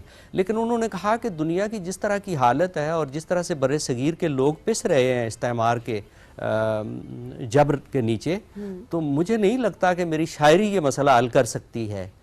तो इसका मतलब ये हुआ कि इकबाल बुनियादी तौर पर इंसान के साथ जुड़े हुए हैं। और जो पॉलिटिकल उनका थॉट है, पॉलिटिक्स क्या होती है, मसाइल को हल करना और कौमों को आगे बढ़ने का रास्ता देना, ये है सियासत का बुनियादी मकसद। तो अल्लामा इकबाल ने शेर लिखा तो भी सियासत के लिए, फ़लसफ़े की मुशगाफियाँ की तो भी सियासत के लिए, और तालीम हासिल करने के लिए। मुझे बड़ी खुशी होती है कि हम एक ऐसे बड़े अबकरी के मानने वाले हैं, या वो इस खित्ते का शख्स है इकबाल, यकायद भी कि वो दुनिया में कोई दूसरी कौम ये मिसाल पेश नहीं कर सकती कि उनके रहनुमा इतने तालीम याफ्ता थे। एक बात। दूसरी ये कि उस ज़माने में कोई भी शायर जो है वो आला तालीम के लिए कभी मुल्क से बाहर नहीं गया होगा, मैं बड़े दावे से कह रहा हूँ। शेर तो लिख रहे थे लोग। फिर ये कि अच्छा जितनी शायरी, अब मसलन उर्दू की तरफ आ जाते हैं, हमारा मसला तो इस वक्त बर्रे सगीर में उर्दू का है ना, तो उर्दू में जो शायरी हो रही थी या फ़ारसी में भी, यानी बर्रे सगीर फ़ारसी भी तो ओन करता है ना, तो उसमें शायर यानी कोई ये नहीं कि गलत शायरी कर रहे थे, लेकिन उस शायरी में से यासियत, मायूसी और हालात से शिकस्त खुर्दगी जो है ना, ये गालिब थी। ओके। तो इसलिए शायर जो है वो अपनी खुशी के लिए, इत्मीनान के लिए गुलो बुलबुल की शायरी करते थे। लेकिन इकबाल ने आते ही यकसर शायरी का जो किरदार है वो बदल दिया है। मोटिवेशन ऐड कर दिया। हाँ, उसने इसको एक मोटिवेशनल मीडियम के तौर पे इस्तेमाल करते हुए लोगों को बेदार किया है, और सदियों की गुलामी से निकालने के लिए मैं समझता हूँ कि किसी शायर का और कोई मिसाल पेश नहीं की जा सकती कि किसी शायर ने किसी कौम को इस तरह से जगाया हो। और जैसे उन्होंने मसलन 1908 में उन्होंने मुस्लिम लीग ज्वाइन की, लेकिन साथ साथ शेर लिखते रहे, और तब्दीली आ गई यूरोप जाने के बाद उनके फिक्र में, उस पर भी किसी वक्त बात करेंगे। मैं जरूर यही सवाल रखना भी चाह रहा था आपसे, आपने पहले भी कहा ना कि आई थिंक ही वाज 27-28 जब वो चले गए बाहर। जी, जी। और जिस तरह से फिर पूरा रुख बदल गया उनकी शायरी का, कि पहले एक तरफ ये सोच होना कि मैं छोड़ देता हूँ शायरी, और फिर कायल हो जाना कि नहीं मुझे जारी रखनी है शायरी, और फिर उन्होंने कंटिन्यू किया अभी। और जिस तरह आपने कहा कि बाकी शायरी जो हो रही थी उसमें जिस तरह से तकलीफ का जिक्र ज़्यादा था, तो क्या हम ये समझें कि बिल्कुल अब शायरी का अंदाज बदल गया जब वो वापस आए? फिर सरासर बदल गया है। सरासर बदल गया। अच्छा, उस तब्दीली के ना 2-3 रुख हैं। एक तो ये कि इकबाल जब यूरोप गए हैं, बरतानिया गए, यूरोप का एक ना मुख्तसर सा तज्जिया करें तो वो ये है कि उसका जो इनर कोर है वो उसमें बहुत सी खूबियां हैं, बहुत खूबसूरतियां, इनर कोर उसका, लेकिन उसका जो एक्सटीरियर है वो इतना डैजलिंग है कि उससे लोग बहुत मुतासर होते हैं, और इकबाल भी मुतासर हुए। सही। अच्छा, उस एक्सटीरियर डैजलिंग से मुतासर होने के बाद आम आदमी तो उसमें खो जाता है ना, तो वो वहीं रह जाता है, अंदर तक नहीं पहुंचता। हाँ, इनर तक नहीं जाता। हाँ, लेकिन इकबाल ने उनके इनर कोर में जाके वो खूबियां तलाश की कि वो कौन सी खूबियां हैं यूरोप में कि वो तरक्की करता है, उनको उजागर किया, और उनके एक्सटीरियर वो जो है, जो डेजलिंग है, उस पर तनकीद करते हुए कौम को खबरदार किया कि आपने इनकी पैरवी नहीं करनी। आप सिर्फ उन खूबियों को इख्तियार कर लेंगे, लेकिन जो एक्सटीरियर है उसका, जो कि अखलाक से आरी होने की तरफ रागिब करता है। एक और बात भी है, बहुत से लोग कहते हैं कि यूरोप जब इतना तरक्की याफ्ता है और इंसान को उसने बहुत कुछ दिया है, बिलाशुबा उसने साइंसी तरक्कियाँ दी हैं, बहुत कुछ दिया है, तो फिर हम उसके ख़िलाफ़ बात क्यों करते हैं? वो इसलिए करते हैं कि यूरोप के निज़ाम, यानी इस कदर तहजीबी तरक्की के बावजूद कि जमहूरियत वहाँ गालिब है, इसके बावजूद कि साइंस में उनसे आगे कोई नहीं अभी तक गया। 2 अजीम जंगें यूरोप ही ने शुरू कराई और उसी ने दुनिया में तबाही मचाई, उसी ने एटम बम भी चलाया पहली दफ़ा। तो इसका मतलब ये हुआ कि उसके अंदर कुछ खराबी ऐसी है कि जिससे हमें दूर रहना है, और वो यही है कि अल्लामा इकबाल के ख्याल में कि इंसान बुनियादी तौर पर सबसे अहम इकाई है कायनात की, और इसीलिए वो कहते हैं कि आदमियत एहतराम आदमी बाखबर शो अज़ मकाम आदमी। तो उनका बुनियादी फोकस इंसान है। इसकी वजह से उनका जो सियासी फ़िक्र है वो इतना खूबसूरत है कि उसे पूरी दुनिया में राइज होना चाहिए। उनका एक बेहतरीन और मिसाली इंसान का और मर्द मोमिन का जो तस्वर है वो भी यही है कि मर्द मोमिन वो है जो न दूसरों को नुकसान पहुंचाता है, न दूसरों का हक खाता है, और इंसानियत की बेहतरी के लिए मुसलसल तगोदौ करता रहता है और मुश्किलात से घबराता नहीं। तो ये वो खूबियां हैं कि जो एक इंसान को इस काबिल बनाती हैं कि वो कायनात को रहने के काबिल बनाने के लिए, आइंदा नस्लों के लिए ऐसे मिसाली और ख़ूबसूरत बनाने के लिए कारआमद हो सकता है। डॉक्टर साहब, ये जिस तरह से आपने बताया कि इकबाल ने यही कहा कि खूबियाँ जो हैं उनको अडाप्ट करें, कम्प्लीटली फॉलो ना किया जाए, जो हम वेस्ट की बात कर रहे होते हैं। ये ऑपोजिट नहीं हो रहा? वैसे जो तालीमात हमारे लिए थी, जो शायरी हमारे लिए थी, हमने तो उसको छोड़ दिया। हम तो कहते हैं हमारे पास वक्त ही नहीं है, और उसी को वेस्ट ने अडॉप्ट किया, और हम देख रहे हैं कि वेस्ट ने तरक्की की। सो ये एज एन इंडिविजुअल हम सबके लिए सोचने की बात है। बहुत उम्दा तज्जिया है आपका ये, लेकिन मैं इसे ज़रा सा मुख्तलिफ इसलिए सोचता हूँ कि ये जो नौजवान नस्ल है ना, या ये जो बच्चे हैं, ये हमारी तवज्जो के तालिब है ना। हमारी नस्ल में अगर ये जान होती कि वो अल्लामा इकबाल को और कायदे आज़म जैसी बड़ी शख्सियात को फॉलो करती, तो यकीनन हमारी नई नस्ल भी हमें फॉलो करती। हमने अपना किरदार ऐसा नहीं रखा कि ये फॉलो करें, लेकिन उसके बावजूद मैं फिर भी मैं अपनी नस्ल को भी पूरा रद्द नहीं करता। उसकी वजह यह है कि इसी नस्ल ने एटम बम भी बनाया है, इसी नस्ल ने ये जंगें भी लड़ी हैं, इसी नस्ल ने 1971 की जंग की शिकस्त का बदला 10 मई को लिया है। तो इसका मतलब है कि इसके अंदर स्पार्क है। ये अल्लामा इकबाल को अंदर से पसंद ज़रूर करती है, बस सिर्फ ये है कि इनकी मंजिल दिखानी चाहिए। इनकी तरबियत करते हुए हमें ख़ुद भी उस पर अमल करना चाहिए। जब हम खुद अल्लामा इकबाल के अफकार पे अमल करेंगे तो फिर यकीनन हमारे जो बच्चे हैं वो हमें भी मिसालिये की हैसियत से पसंद करेंगे। आप बिल्कुल ठीक बात करें, क्योंकि आज भी देखिए किस घर में डिस्कशन होती है। आप के बैठे हो, सब आपस में थोड़ी देर के लिए बैठें और सिर्फ मुल्क पे बात करें, या हमारे शोरा पे बात करें, या फिर ओवरऑल। हमारी नई नस्ल ना बहुत परेशान है, और उन्हीं की यही परेशानी मैं समझता हूँ कि मुस्बत बात है। इस्तिराब जो है ना, वही आपको रास्ता देता है काम करने का। अगर आप परेशान नहीं होंगे, जैसे हमने देखा ना कि आयद गुलामी में एक नस्ल वो थी जो मुतमईन हो गई, मुतमईन ना हुई लेकिन शिकस्त खा के एक तरफ बैठ गई। अल्लामा इकबाल ने उनसे कलाम नहीं किया। अल्लामा इकबाल ने सिर्फ मुस्तरब और परेशान रूहों से खिताब किया, और उन्होंने ये समझा कि मैं इन्हीं से काम ले सकता हूँ, और उन्होंने बार बार अपने खुतबात में भी और यहाँ वहाँ जिक्र किया है। और अल्लामा, जैसे अभी जिक्र हुआ ना कि यूरोप जाके वो तब्दील हुए, तो बिल्कुल तब्दील हुए, उन्होंने उर्दू शायरी छोड़ दी। अब देखें ना, ये भी एक वाकया है। यानी यूरोप जाने तक वो उर्दू लिख रहे थे शेर, बिल्कुल, लेकिन जब वापस आए हैं, वो मान तो गए शेर लिखने के लिए, लेकिन वापस आके उन्होंने फारसी में शायरी शुरू की, और उनका पहला मजमूआ कलाम 2015 में फारसी में छपा। और उसके बारे में फिर वो उसकी शोहरत भी आप देखें यूरोप में हुई। यूरोप ने असरार खुदी का तर्जुमा किया, यूरोप ने उसे समझा। अल्लामा इकबाल ने इस पर अफसोस का भी इजहार किया कि देखिए, मैंने जिनके लिए लिखा था उन्होंने तो इसको वो छोड़ इस पे कम तवज्जो देते हैं, और जिनके लिए नहीं लिखा और वो इस पे ज्यादा तवज्जो और दे रहे हैं। फायदा लेते लेकिन हैं। ये तो अल्लामा इकबाल की परेशानी का इजहार है, वगरना इकबाल तो आलम इंसानियत के I लिए was about to लिखते say हैं। that, उन्होंने सबके लिए लिखा। वो आलम इंसानियत के लिए लिखते हैं, वो आफाकी आलम शायर। इंसानियत का शायर है, और यही वजह है कि हम उसे आफाकी शायर कह सकते हैं।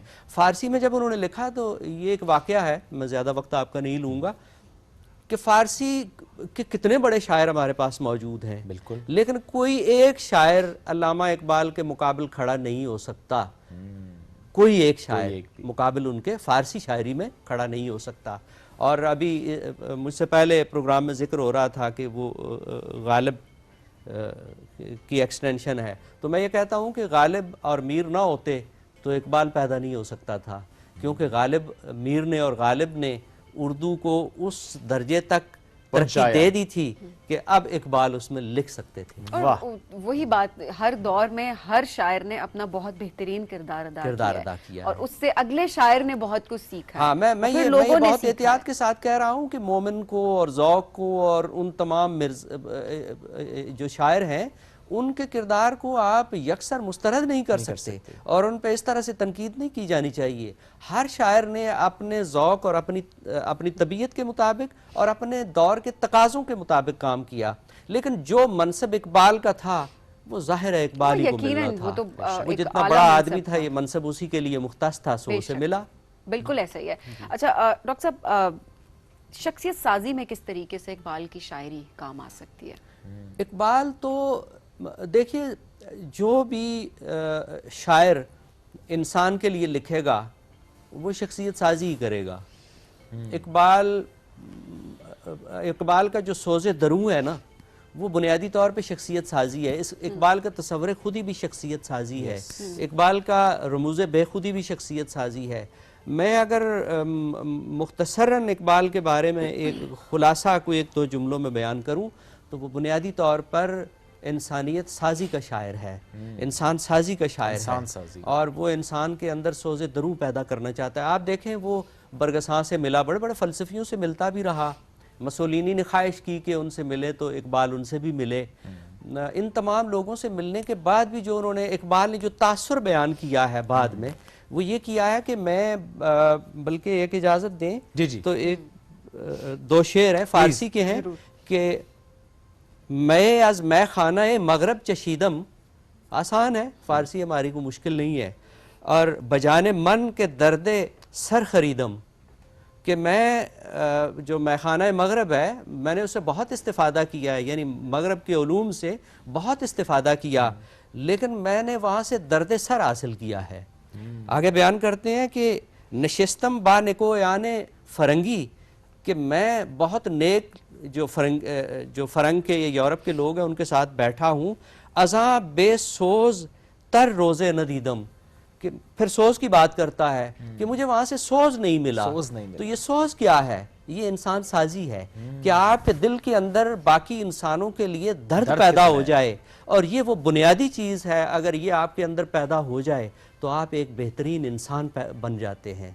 आप देखें ना, दूसरों का जब ख्याल रखेंगे, आप वक्त का भी ख्याल रखेंगे, आप दूसरों के हुकूक का भी ख्याल रखेंगे, आप किसी का दिल नहीं तोड़ेंगे, आप किसी के साथ ज्यादती नहीं करेंगे, तो लिहाजा आप एक बेहतरीन इंसान बन जाएंगे। तो जो इकबाल का जो बुनियादी मैं समझता हूँ कि उसके उलूम का या उनके फ़नून का जो खुलासा है वो ये है कि वो इंसान के अंदर दर्द और सोच पैदा करना चाहते हैं। इसी वजह से तो वो रूमी के मुरीद हुए हैं कि रूमी का भी बुनियादी मसला दर्द और सोच है, और सदियाँ शायरी होती रही, एक रूमी बीच में आए कि जिन्होंने दर्द और सोच की बात की। वरना आप देखते हैं ना कि मगरब किस तरफ चल पड़ा है, ये सौदागरी है ना सारी, कि आप अपने मुल्क की बका के लिए आप दूसरे मुल्कों के मुस्तकबिल को दांव पे लगा देते हैं। आप अपने मुल्क की बका के लिए दूसरे मुल्कों पे हमला करते हैं और उनके इंसानों को तह तेख कर देते हैं, उनको मसाइल का शिकार करते हैं। अल्लामा इकबाल असल में इंसानियत को इसी से बचाना चाहते हैं कि इंसान एक दूसरे के खिलाफ मुतहारिब ना हो, ये दुनिया एक जन्नत बन जाए। और जाहिर है इंसानियत को सबसे ऊपर रखना है हम सब ने। इंसानियत अगर हमारे अंदर है मौजूद तो जाहिर सी बात है इन तमाम हुकूक का, इन तमाम चीज़ों का हम ख्याल रखेंगे। और जाहिर है इसमें अल्लामा मोहम्मद इकबाल की शायरी बहुत अहम किरदार अदा करती है। और जिस तरह से शख्सियत साजी ने इंसान साजी, बड़ा खूबसूरत लफ्ज़ इस्तेमाल किया। डॉक्टर साहब बहुत शुक्रिया, बहुत खूबसूरती से बहुत आसान अल्फाज में आपने समझाया। पाकिस्तान टेलीविजन का बहुत शुक्रिया, आप दोनों जिस तरह से प्रोग्राम कर रहे हैं। और इकबाल पर मैं समझता हूँ आपको मैं ट्रिब्यूट पेश कर सकता हूँ, क्योंकि बाकी जगह पे ऐसा नहीं हो रहा। बहुत शुक्रिया अल्फाज का। नाज़रीन, हम एक ब्रेक की तरफ पढ़ेंगे, लेकिन इसी सिलसिले को हमें कंटिन्यू रखना है। आज के इस प्रोग्राम में रहिए हमारे साथ। ये है राइजिंग पाकिस्तान।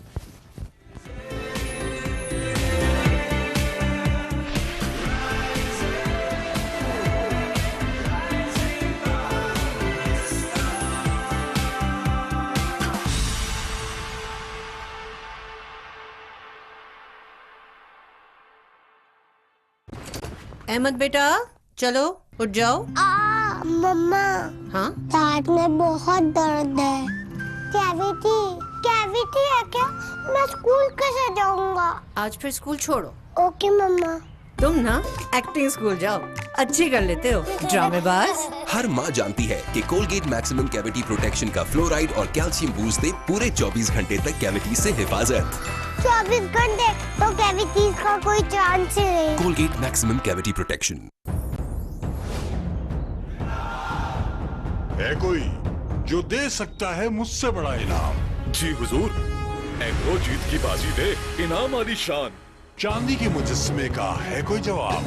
एग्रो दे चमचमाती बाइक जनाब। इस शाही सवारी से है कुछ बढ़कर? हुजूर इधर मिले ताकतवर ट्रैक्टर। उड़न कालीन से छू लो आसमान। उम्रा टिकट जीत कर सब भरे उड़ान। तो ये लो शाही खजाने की चाबी। एग्रो यूरिया और जबरदस्त यूरिया से जीतो नई नवेली गाड़ी।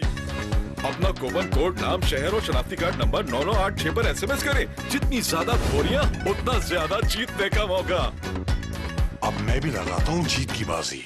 पानी गर्म हो गया, चल नेस्कैफे बना दे। ये तो रोज बनाते हैं, आज तुम बना लो। एक मग में एक सैशे डलता है। एक मग में एक सैशे डलता है। पहले गर्म पानी, फिर दूध और चीनी। गुड यार। हाँ काफी इजी था। बाद में मग धोना भी सिखाएंगे। पहले साबुन फिर स्पंज। जोंग के monthly social and YouTube offer से पाएं 20 GB डेटा, 500 जोंग मिनट्स और 100 अदर नेटवर्क मिनट्स। सब कुछ मिले सिर्फ 500 रुपए के डिस्काउंटेड रेट में। अभी डायल करें *6001#। तुम ये कुरकुरे क्यों खाती हो? अब मैं इसको कैसे बताऊं कि कुरकुरे का कॉर्न से बना क्रंची यम्मी कड़ाका मेरे मेडुला ऑब्लोंगाटा को कराता है सैर सपाटा। हर बार कुरकुरे खाते साथ ही टेस्ट बड्स मेरे हो जाते हैं क्रेजी।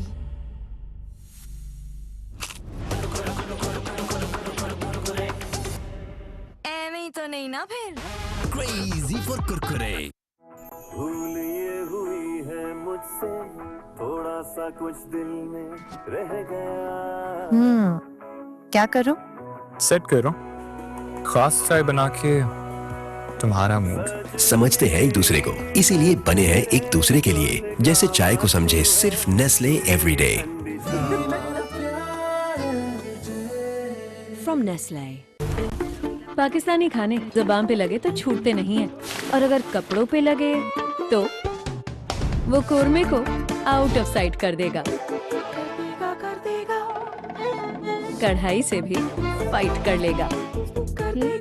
कौन? ब्राइट, क्योंकि नए ब्राइट का बेस्ट एवर फॉर्मूला गहराई से दाग निकाले। आपके रेस्टोरेंट का मेन्यू आपकी यूनिफॉर्म में भी नजर आता है। इसीलिए तो ये काम ब्राइट और आपको दिया जाता है।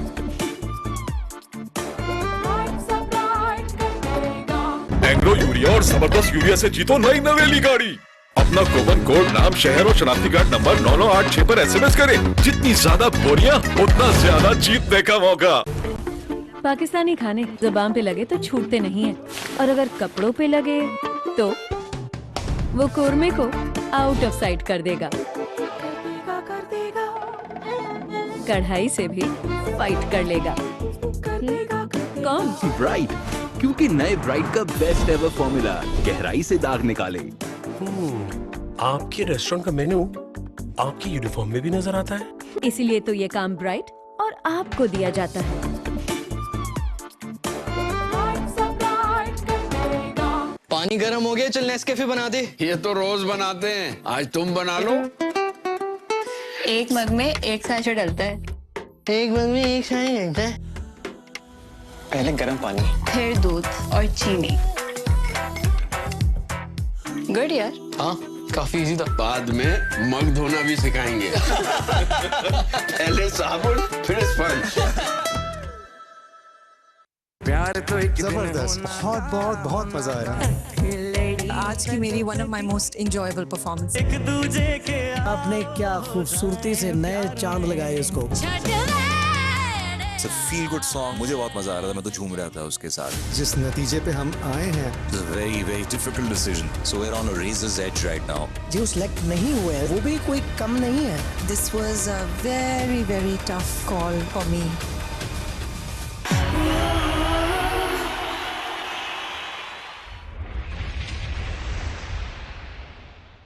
Golden Pearl का न्यूट्रीसीरम वाला healthy white advance care moisturising lotion. Love your skin.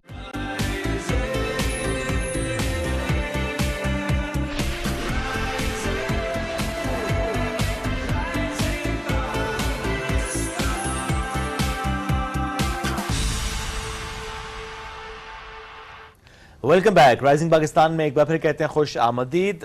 Doctor अल्लामा मोहम्मद इकबाल, जब उनकी पर्सनालिटी की हम बात करते हैं तो अभी इस सेगमेंट में हम जिक्र करेंगे कि क़याम पाकिस्तान ने अल्लामा इकबाल का किरदार, जो हम फिक्री सोच की बात करते हैं, जो हम दूरअंदेशी का जिक्र करते हैं, आज हम उस पर बात भी करेंगे कि कैसे एक अलग वतन का कॉन्सेप्ट ये सामने आना, और बिलखुसूस 1930 और अलाहाबाद का खुतबा, इसमें जिस तरीके से पहली बार वाज़ेह तौर पर एक अलहदा मुस्लिम रियासत का तो तसव्वुर जो खाका पेश किया, आज हम उस पर गुफ्तगू भी करेंगे और किस तरीके से उसको आगे लेकर बढ़ते रहे और फिर इकबाल और कायद आज़म का मिलकर आगे बढ़ना, इस पर भी आज हम गुफ्तगू करेंगे। हमें ज्वाइन कर चुके हमारे इकबालियात डॉक्टर अब्दुल वाजिद तबस्सुम साहब, उनसे हम गुफ्तगू करेंगे। डॉक्टर साहब अस्सलाम वालेकुम, कैसे हैं? वालेकुम अस्सलाम। डॉक्टर साहब बहुत शुक्रिया।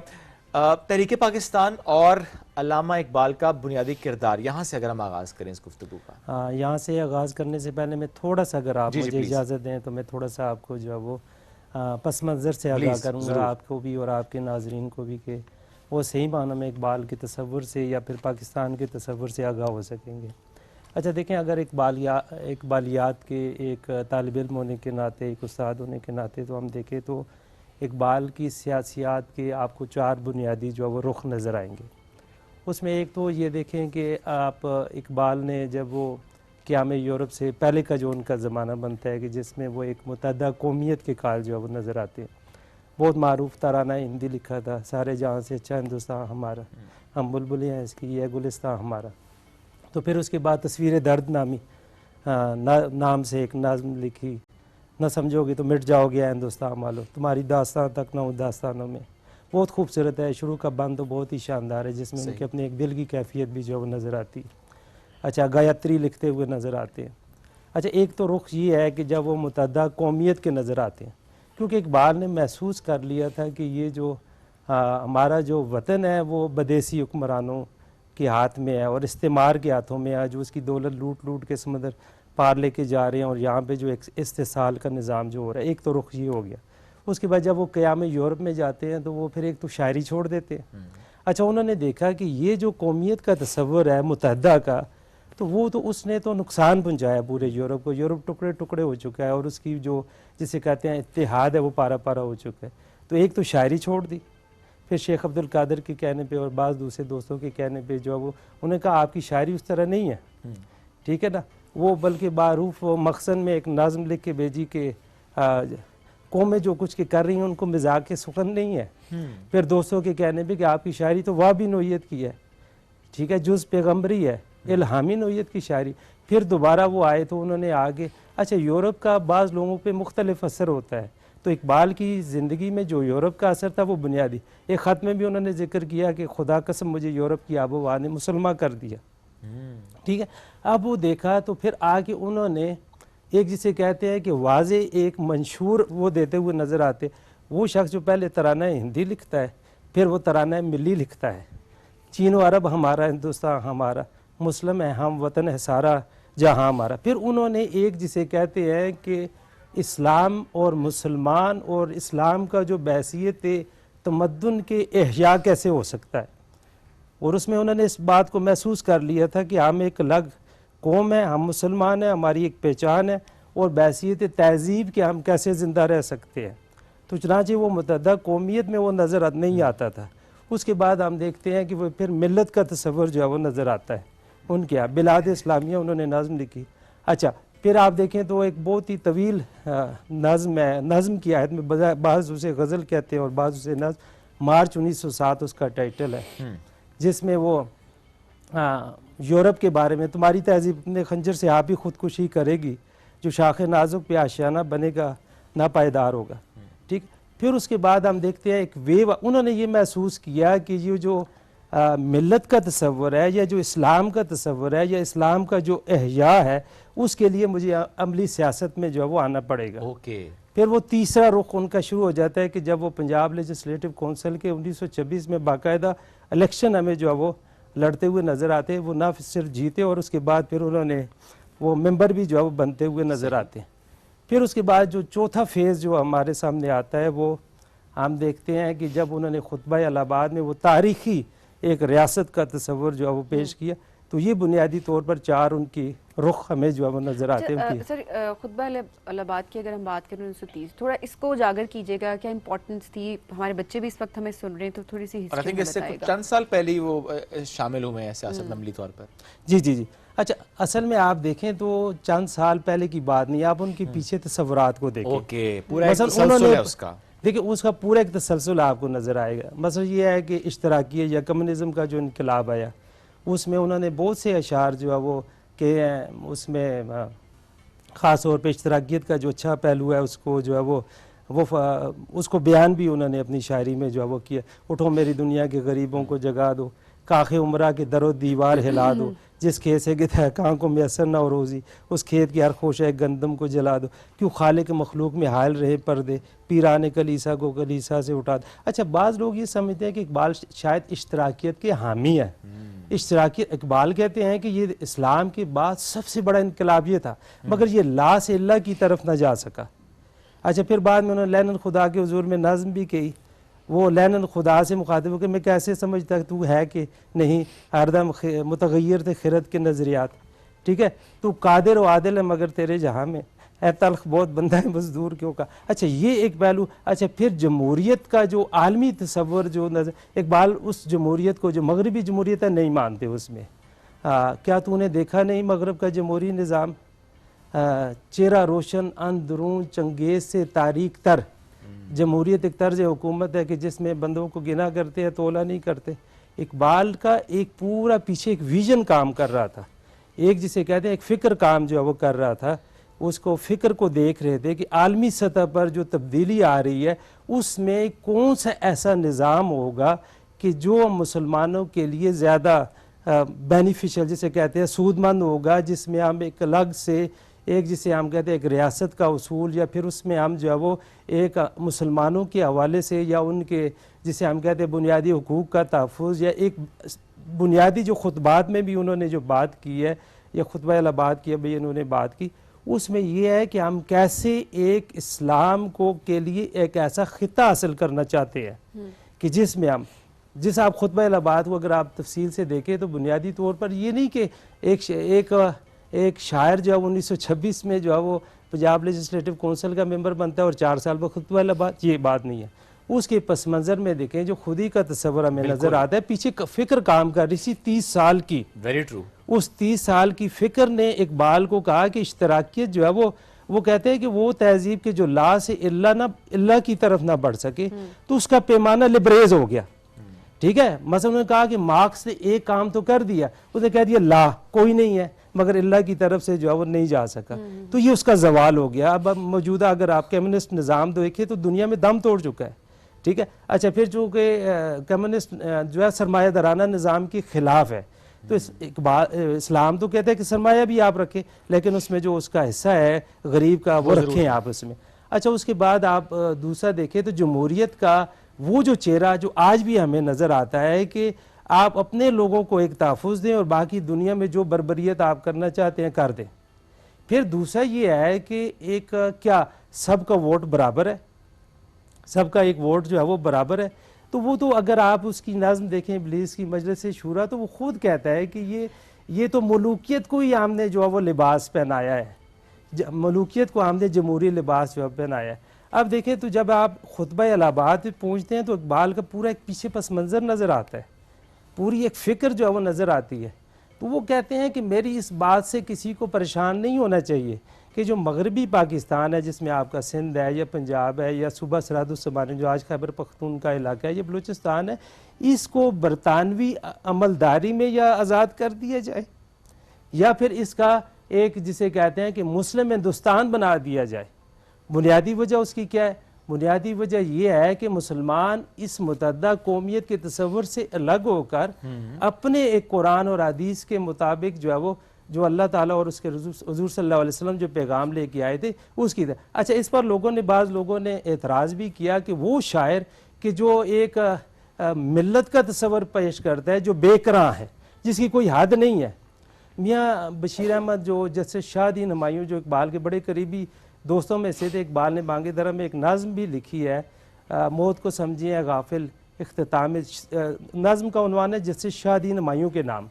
मौत को एक शेर है जिसमें मौत को समझिए गाफिल इख्तिताम ज़िंदगी है ये शाम ज़िंदगी सुबह दवाम। उनके बेटे थे मियाँ मोहम्मद बशीर, उन्होंने एक नाज़्म लिखी, मियाँ बशीर अहमद सॉरी मियाँ फिर वतनियत की तरफ। तो उसमें अब ये सवाल तो ये उठा कि हमने उस वक्त कोई 12-15 करोड़ को अभी आज़ादी तो दे दी, उससे ज़्यादा तो वहाँ छोड़ के आगे। उसमें बुनियादी जो इकबाल का तस्वुर ये है कि आमने एक लाख से ज़मीन का खित्ते को हासिल करके फिर उस उम्मत मुसलमान के जो मफाद है उसकी तरफ बढ़ना है और आगे जो है वो जाना है। तो इसलिए कहते हैं मैं किसी और को परेशान, और भी जितनी कौमती हैं उनको भी एक आज़ाद दीजिए। उससे ये क्या होता है कि इस तरह की अगर आप सियासियात के नुक्ते नज़र से देखें तो एक तरह का तवाज़ुन पैदा होगा। अब हमारे मुल्क हिंदुस्तान में देखें कितनी तहरीकें चल रही हैं। क्या उस वक्त भी सॉरी टू इंटरप्ट, क्या उस वक्त भी अल्लामा मोहम्मद इकबाल की ये सोच थी मुसलमानों के अलावा भी जो दीगर कौमें में सिखों से मुताल्लिक भी, चूँकि हम कहते थे कि आफाकी शायर हम इंसानियत की बात करते हैं, और आज जिस तरह आपने ख़ुद भी कहा कि इस वक्त जो हालात हैं इंडिया में कि वहाँ पर सेपरेटिस्ट मूवमेंट्स चल रही हैं, सो ये जो सोच जो कि शायद मुसलमानों के हवाले से ज़रूर ज़्यादा अयां होगी, लेकिन ये बाकी कौमों के लिए भी थी, बाकी मज़ाहिब के लिए भी थी कि सेपरेट हो उनका एक लैंड हो, इज़न्ट इट? जी जी बिल्कुल। वो इकबाल तो कहते हैं कि और भी कौमियतों को आज़ाद कर दिया जाए। देखिए, अगर आप किसी को उसकी बुनियादी आज़ादी दे देंगे, अगर आप उसको उसके बुनियादी हुकूक दे देंगे, ठीक है, तो वो क्यों आपके खिलाफ एजिटेशन करेगा, क्यों आपके खिलाफ जो है वो आगे जो जाएगा। इकबाल तो इसकी कायल है। देखिए, उन्होंने जो खुतबा इलाहाबाद में बुनियादी तौर पर बात की, उन्होंने कहा कि इसको बरतानवी अमलदारी में या एक वो मुस्लिम हिंदुस्तान बना दिया जाए, क्योंकि उसकी बुनियादी वजह ये थी इकबाल ने जो जुदागाना इंतखाबात का भी हुआ, पहले कायद-ए-आज़म का जो मखलूत इंतखाबात, फिर उनसे भी इख्तिलाफ, फिर बाद में वो उन्होंने तस्लीम भी कर लिया कि इकबाल